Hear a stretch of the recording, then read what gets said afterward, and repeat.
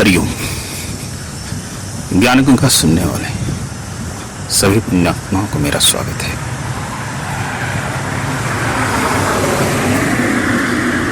आज हम बात करेंगे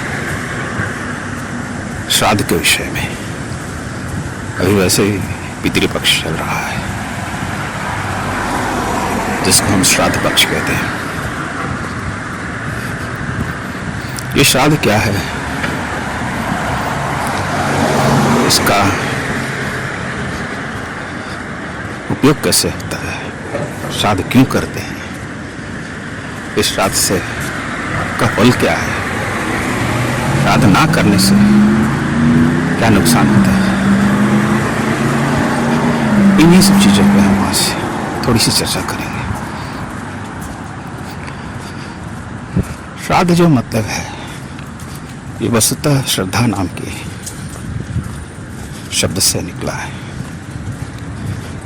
जो हम श्रद्धा से करते हैं किसी के लिए, वो श्राद्ध है।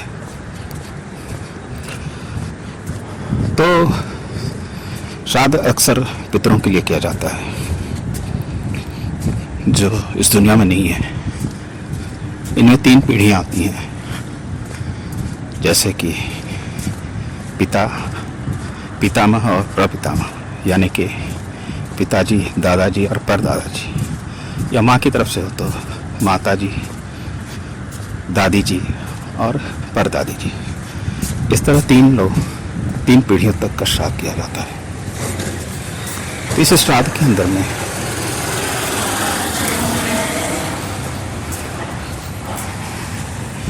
एक विधि है जो ब्राह्मण लोग जानते हैं। तो उस विधि के हिसाब से उस श्राद्ध को किया जाता है। उसमें 2 चीजें होती हैं, एक दैविक कर्म, एक पितृकर्म। दैविक जो होता है भगवान विष्णु की प्रसन्नता के लिए किया जाता है, और पैतृक कर्म पितरों की तृप्ति के लिए किया जाता है। तो इसके अंदर में दैविक में क्या होता है, हम हवन करते हैं। उस हवन के अंदर में हम श्राद्ध में जो कुछ भी बनाया जाता है उसको हम देवता को अर्पण करते हैं। तो अग्नि देवता उसे ले जाकर देवताओं तक पहुंच जाते हैं। और पितृकर्म करने के लिए हम उसके साथ तिल देते हैं। तिल एक ऐसी चीज है जो हमारे दिए हुए प्रसाद को, यानी हमारे अन्न को हमारे पितरों तक पहुंचाती है। यूँ कह सकते हैं जब कैरियर, आज की भाषा में अगर ये कैरियर है।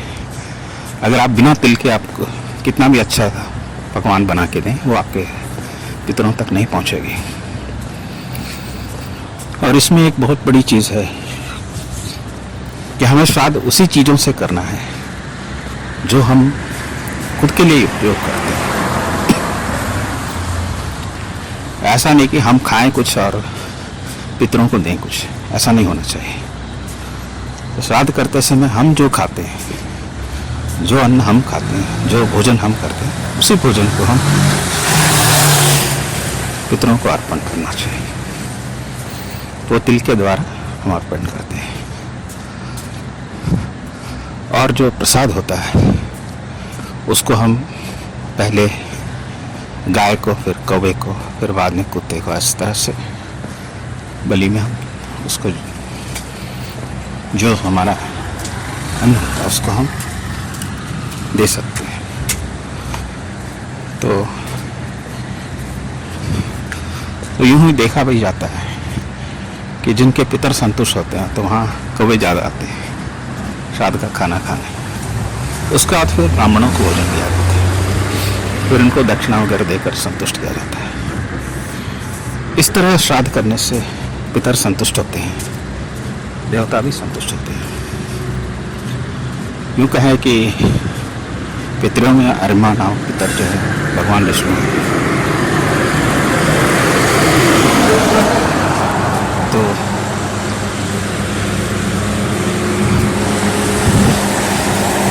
तो श्राद्ध भी एक तरह से भगवान विष्णु का ही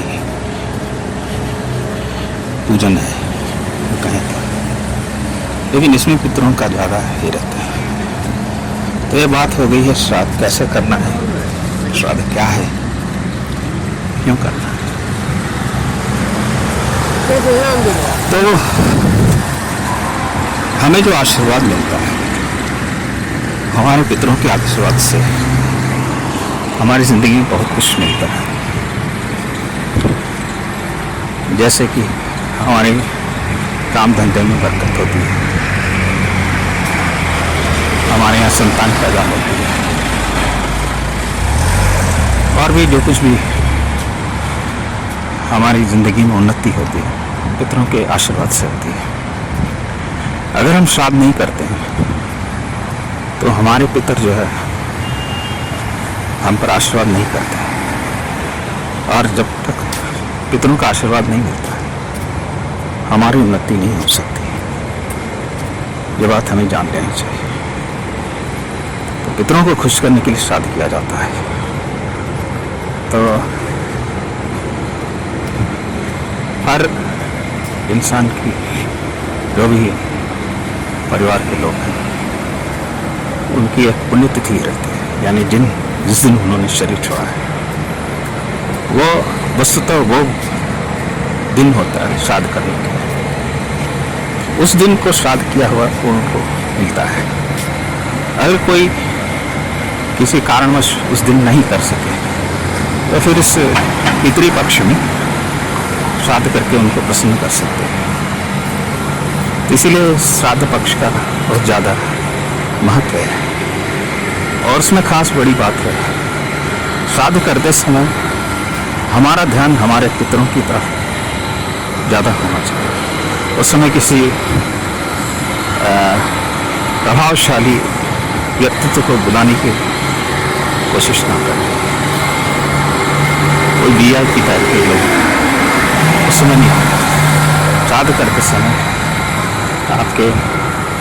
आपका मन, आपका तन और आप वचन से पितरों को समर्पित करें। जितना आप पितरों को खुश करेंगे उनका आशीर्वाद आपको होगा। तो इस साल में बहुत ज़रूरी है कि हम पितरों को के लिए कुछ करें और उनका आशीर्वाद पाएं। और इससे और भी आगे की एक बात मैं कहना चाहूँगा। श्राद्ध के बाद अगर आप पितरों को ऊंची स्थिति में पहुंचाना चाहते हैं तो उसके लिए एक है, आपको बद्रीनाथ के पास है ब्रह्मकपाल, जहाँ पे आप पिंडदान कर दिया तो फिर आप पितरों को ब्रह्मलोक तक पहुंचा सकते हैं। ये एक ऐसी व्यवस्था है। अगर आप ब्रह्मकपाल में पिंडदान कर दें तो आपके पितर ब्रह्मलोक तक पहुंच सकते हैं, क्योंकि उस जगह पर किया हुआ श्राद्ध है उतना पुण्यदायी है। मैंने भी की थी, मेरी माँ की जब बरसी हुई थी तो 5 साल मैंने श्राद्ध किया। फिर उसके बाद 5 साल के बाद ही करने को मिलता है वहाँ, तो आप 5 साल तक श्राद्ध कर सकते हैं। और उसकी दूसरी एक ये है कि कारण है, माने एक कंडीशन है कि आपके माँ पिता दोनों इस दुनिया में नहीं होने चाहिए, उनके बाद ही आप कर सकते हैं। माँ या बाप से में कोई अगर जीवित है तो आप वहाँ ब्रह्मकपाल नहीं जा सकते। उनका श्राद्ध दोनों के होने इस दुनिया से गुजरने के बाद ही हो सकता है। तो वो एक श्राद्ध के द्वारा पितरों को तारने का एक बहुत अच्छा तरीका है।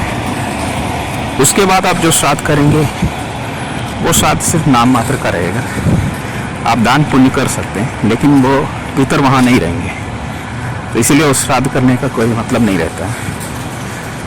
तो उस दिन आप सिर्फ दान पुण्य कर सकते हैं। किसी ब्राह्मण को बुलाया तो सीधा सामान दे दिया, वो एक अच्छी बात है, वो आपके पुण्य में आ जाएगा। लेकिन पितर जो है वो बहुत आगे चले जाते हैं। ब्रह्मलोक में जाने के बाद हमको फिर श्राद्ध और तर्पण की ज़रूरत नहीं पड़ती। ये एक बहुत ऊंची चीज़ है। अगर किसी को करना हो तो इस तरह कर सकते हैं। बहुत से ऐसे पंडित हैं जिनसे आप संपर्क करके इसके बारे में बहुत ज़्यादा विस्तार से जान सकते हैं। मैंने जितना किया है वो मैंने बताया आपको। तो इस तरह साध करना बहुत ज़रूरी है।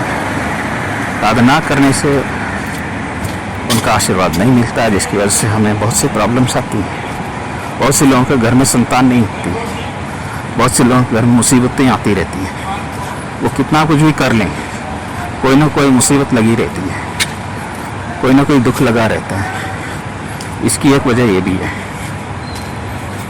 तो ये बहुत ज़रूरी है। और कभी कभी आपके गलत कर्म भी जो है आप गलत करते हैं, उसकी वजह से पितरों को भी जो है दंड भोगना पड़ता है। इस बात की भी आपको सावधानी रखनी पड़ेगी कि आप अपनी ज़िंदगी में कोई ऐसा गलत काम ना करें जिसकी वजह से आपके पितरों को दंड भोगना पड़े। साथ में ऐसे बहुत से उदाहरण हैं। फिलहाल तो मैं उन सब में जाऊँगा नहीं, लेकिन जैसे कन्या विक्रय, कुछ लोग बेटी को खरीदते हैं, बेटी को बेचते हैं, ये बहुत बड़ा पाप है। इसकी वजह से पितर लोगों को, अगर वो स्वर्ग में हो तो स्वर्ग से नरक में धकेल दिया जाता है, सिर्फ इस इंसान की गलती की वजह से। तो ये चीज़ भी जानना ज़रूरी है। तो मैंने जितना जानना था, जो कुछ सुना था, जो कुछ मैंने किया, वो आपके साथ शेयर किया हूँ। फिर मिलता हूँ अगले सत्संग में। तब तक के लिए हरि ओम।